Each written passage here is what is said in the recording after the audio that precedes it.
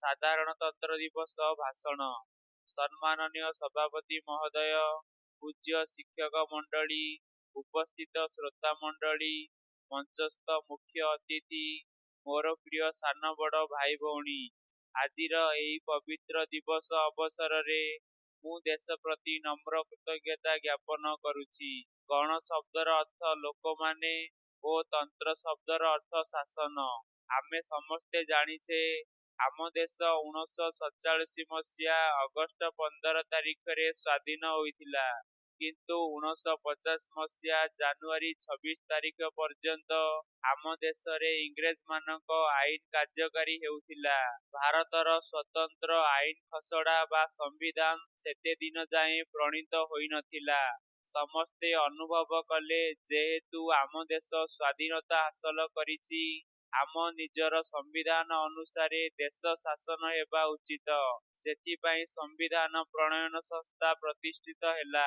ଏହାର ମୁଖ୍ୟ ଥିଲେ ଡକ୍ଟର ଭୀମରାଓ ଆମ୍ବେଦକର। ସେ ଥିଲେ ଭାରତୀୟ ସମ୍ବିଧାନର ଜନକ। ଭାରତୀୟଙ୍କୁ ଖାପ ଖୁଆଇଲା ଭଳି ଗୋଟିଏ ସମ୍ବିଧାନ ଖସଡ଼ା ତିଆରି କରି ଡକ୍ଟର ଭୀମରାଓ ଆମ୍ବେଦକର ଆଧୁନିକ ଯୁଗର ମନୁ ପାଲଟି ଗଲେ। ଆମର ଏହି ସମ୍ବିଧାନଟି 395ଟି ଧାରା, 22 ଭାଗ ଏବଂ 8 ପରିଶିଷ୍ଟ ବିଶିଷ୍ଟ, ଯାହାକି 1950 ଜାନୁଆରୀ 26 ତାରିଖରୁ କାର୍ଯ୍ୟକାରୀ ହୋଇଥିଲା। ଦୀର୍ଘ 200 ବର୍ଷ 11 ମାସ 18 ଦିନ ପରେ ଆମ ଦେଶ ଆମ ଆଇନ ଅନୁସାରେ ପରିଚାଳିତ ହେଲା।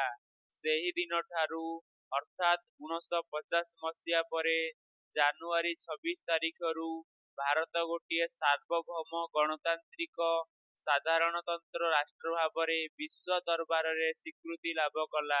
ସେଥିପାଇଁ ଜାନୁଆରୀ 26 ତାରିଖ ଆମ ଦେଶରେ ଏକ ରାଷ୍ଟ୍ରୀୟ ପର୍ବ।